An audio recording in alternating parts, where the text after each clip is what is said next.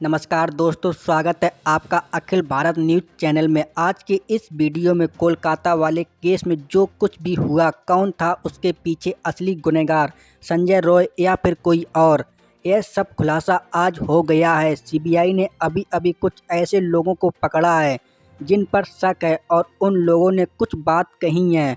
बात यह है कि उन्होंने क्या क्या किया है, इसकी कुछ बातें उन 4 लोगों ने बताई हैं, जो कि अभी अभी ब्रेकिंग अपडेट आई है मित्रों। सीबीआई ने पूरी तरह से कंफर्म कर दिया है कि क्या है पूरा मामला। आज मैं आपको बताऊंगा कि कोलकाता रेप केस में दरिंदे ने 4 घंटे तक महिला ट्रेनिंग डॉक्टर के साथ सेमिनार हॉल में क्या क्या किया है। आखिर उस रात कैसे हुई इतनी बड़ी वारदात के 10 दिन बाद अब सब कुछ साफ हो चुका है। दरिंदे ने पूरी कहानी अब साफ हो चुकी है। असली गुनहगार कौन है, क्या है पूरी सच्चाई, पूरा सीसीटीवी वीडियो सामने आ चुका है। किस तरह से महिला के कपड़े फाड़े गए, उन्हें चोट पहुंचाई गई, सबका सब खुलासा अब सीबीआई के सामने हो रहा है। महिला डॉक्टर को चिल्लाने से रोकने के लिए क्या क्या किया गया, इन 4 लोगों ने क्या किया जिससे वह चीख भी ना पाई, कुछ बोल भी ना पाई, जिसकी आवाज़ किसी के कानों तक पहुंच भी ना पाई। दोनों आंखें, मुंह से खून निकल रहा था। क्या क्या वारदात में हुआ, दरिंदे संजय रॉय को लेकर ऐसे ऐसे खुलासे हो रहे हैं। क्या हुआ है, गुनहगार नहीं है, जिसे सुनकर सीबीआई और सुप्रीम कोर्ट के होश उड़ गए हैं। आज सब कुछ आपके सामने स्टेप बाय स्टेप बताने जा रहा हूं कि आखिर उस अस्पताल में ट्रेनिंग डॉक्टर के साथ कितने देर तक क्या क्या हुआ और इसमें कितने लोग शामिल थे। 4 लोग शामिल थे या फिर 5 लोग या फिर इससे भी ज़्यादा। 40 मिनट तक महिला ट्रेनिंग डॉक्टर के साथ जो हुआ बहुत ही दर्दनाक था। लेकिन आगे बढ़ने से पहले आप लोग वीडियो को एक लाइक कर दें और कमेंट में जय भारत माता अवश्य लिखें। साथ ही चैनल को सब्सक्राइब भी अवश्य कर दें। दोस्तों, यह मेरा छोटा सा चैनल है जिसे आपको सब्सक्राइब कर देना है, वीडियो को लाइक कर देना। सबसे पहले मैं आपको बता दूं कि मौत होने के एक दिन पहले दरिंदे संजय ने महिला ट्रेनिंग डॉक्टर को किसी खूंखार जानवर की तरह क्यों घूर रहा था। वह दारू पीने के बाद जमकर खराब फिल्में देखी, कोलकाता के रेड लाइट एरिया में गया और फिर जो हुआ उसे सुनकर सुप्रीम कोर्ट से लेकर सीबीआई तक हैरान। इसके बारे में हम आगे चर्चा करेंगे, लेकिन सबसे पहले यह जान लीजिए कि आखिर सेमिनार हॉल में दरिंदे ने उस महिला के साथ क्या क्या किया। सेमिनार हॉल में महिला डॉक्टर को चुपचाप गहरी नींद में सोते हुए देख दरिंदा संजय उस पर कूद पड़ा। गंभीर नशे में था और महिला के साथ जबरदस्ती करने लगा। हाल ही में उसने कई खराब फिल्में देखी थीं, जिसके कारण उसका हवस चरम सीमा पर आ रहा था। लेकिन जैसे ही महिला डॉक्टर की आंखें खुली, उन्होंने खुद को बचाने की पूरी कोशिश की। लेकिन माना जा रहा है कि उस वक्त सेमिनार हॉल में कोई दूसरा व्यक्ति नहीं था जो उस महिला की रक्षा कर सके। लेकिन महिला ने खुद को रक्षा के लिए और किसी को पास बुलाने के लिए, मदद के लिए ज़ोर ज़ोर से चिल्लाने लगी। महिला की तेज़ आवाज़ सुनकर संजय और भी ज़्यादा आक्रामक हो गया। उन्हें चिल्लाने से रोकने के लिए संजय ने उनका नाक, मुंह और गले को लगातार दबाया, जिससे थायराइड कार्टिलेज टूट गया। लेकिन महिला ने फिर भी हार नहीं मानी। उन्होंने पूरी ताकत से अपनी आवाज़ को तेज़ किया, लेकिन इसके बाद संजय ने उनके सिर को दीवार से सटा दिया गया, जिससे वह चिल्ला ना सके। और फिर दरिंदे ने महिला पर तेज प्रहार करने शुरू कर दिए, जिसके कारण होंठ, उंगलियां और बाएं पैर पर गंभीर चोटें पाई गईं। अकेले में एकांत सेमिनार अंदर उस महिला के ऊपर नशे में संजय किसी खूंखार जानवर की तरह पेश आ रहा था। हर बार उसके पर झपटा मार रहा था। महिला खुद को बचाने के लिए पूरी कोशिश कर रही थी। वे अंतिम सांस तक अपनी आबरू को बचाने के लिए जंग लड़ रही थीं और संजय खूंखार शेर की तरह उसकी तरह झपटा मार रहा था। महिला पर पूरी तरह काबू पाने के लिए संजय ने उनके चेहरे पर एक बेहद तेज घूंसा मारा, जिसने इतनी जोर से हमला किया कि चश्मे के शीशे के टुकड़े आंखों में घुस गए।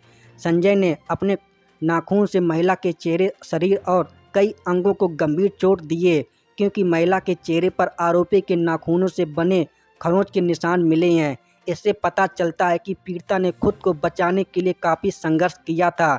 इसी कारण ममता बनर्जी ने मोदी को पत्र लिखे और ऐसे दरिंदे को सिर्फ 15 दिन के अंदर फांसी पर लटकाने की मांग की है, ताकि उनके हौसले को तोड़ा जा सके और देश में दोबारा ऐसी जघन्य अपराध देखने वालों को ना मिले। लेकिन दुर्भाग्य से उस सेमिनार हॉल में कोई सीसीटीवी कैमरा मौजूद नहीं था जो इस पूरे घटनाक्रम को कैमरे में कैद कर सके।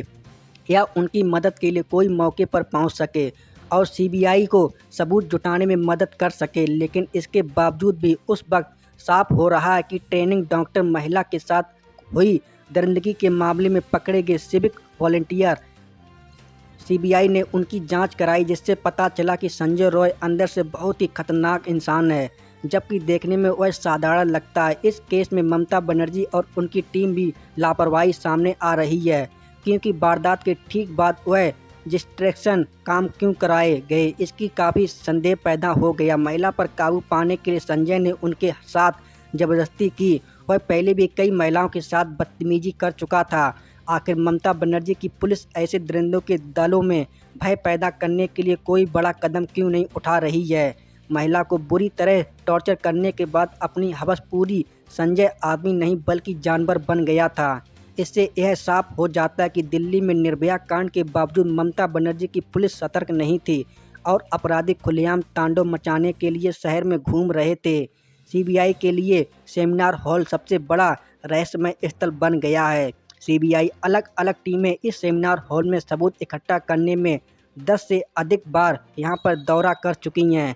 सेमिनार हॉल में घटना घटने के बावजूद वहां पर घर की मरम्मत करवाई गई, जिससे कोई अहम सबूत मिट जाने की आशंका जताई जा रही है। सीबीआई टीम जांच पर बार बार सेमिनार हॉल पर अटक रही है। सीबीआई के पास अपराध स्थल पर उसकी मौजूदगी पर पुख्ता सबूत है, लेकिन अब भी वे डीएनए टेस्ट के नतीजे का इंतजार कर रहे हैं। लेकिन अब जांच लीजिए, आरोपी संजय रॉय का शिकंजा कसता जा रहा है। इस बात की पूरी उम्मीद की जा रही है कि उसे फांसी की सज़ा दी जाएगी।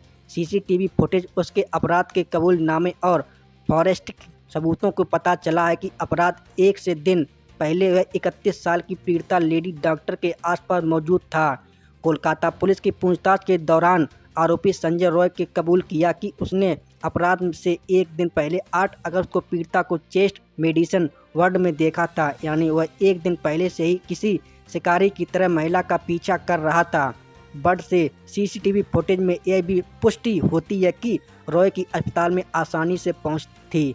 वारदात के एक दिन पहले संजय रॉय 8 अगस्त को जिस सुबह करीब 11 बजे बर्ड में था, उसी समय महिला और उनके साथ 4 अन्य जूनियर डॉक्टर बर्ड में मौजूद थे।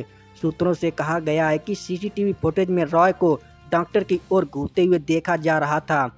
लेकिन अब जान लीजिए कि वारदात के ठीक पहले वह कोलकाता के रेड लाइट एरिया सोनागाछी क्यों गया था।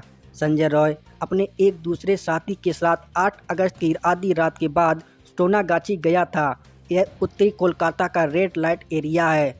पता चला कि इस रात को आरोपी रॉय ने शराब भी पी रखी थी। सोनागाछी पहुंचने पर रॉय का साथी ठेके के घर में घुसा, जबकि संजय बाहर खड़ा रहा। सोनागाछी के बाद यह दोनों रातों करीब 2 बजे दक्षिण कोलकाता के एक और रेड लाइट एरिया चेतला में भी गया और यहाँ भी वही घटनाक्रम हुआ।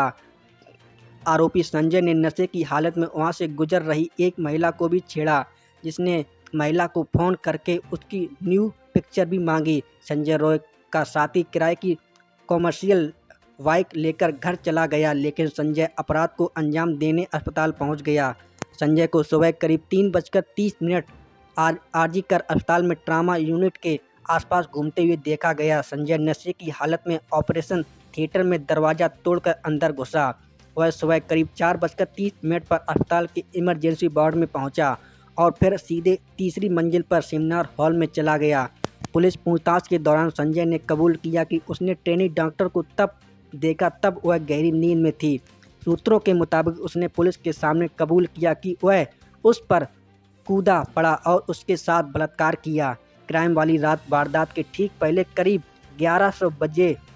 11 बजे समय रॉय शराब पीने के लिए अस्पताल के पीछे एक जगह पर गया और वहां शराब पीते हुए वह गंदी फिल्म देखी। पुलिस ने यह भी बताया कि रॉय उस रात कई बार अस्पताल परिसर में घुसा था। 8 और 9 अगस्त के दौरान संजय रॉय अलग अलग वाहनों से कुल 4 बार आरजीकर अस्पताल के अंदर गया था। इसमें 3 बार तो वह अस्पताल के अंदर घूमकर राउंड लगा रहा का बाहर निकल आया, लेकिन चौथी बार आखिर बार वह जब अस्पताल में बाहर निकला तब उसके हाथों ट्रेनी डॉक्टर के अंजाम दे दिया। जैसे ही हमने आपको बताया कि संजय रॉय वारदात वाली रात अस्पताल के पास ही एक रेड लाइट एरिया में भी गया था और वहां लौटते हुए उसने रास्ते में भी एक लड़की से छेड़छाड़ की थी। यहाँ उसने एक महिला को फ़ोन किया और उसके साथ ही उसका व्यवहार ठीक नहीं था। इससे यह पता चलता है कि उसकी हवस की भूख कोई मामूली नहीं थी। ऐसे लोगों के साथ क्या करना चाहिए? आप अपनी राय नीचे कमेंट में ज़रूर बताएं।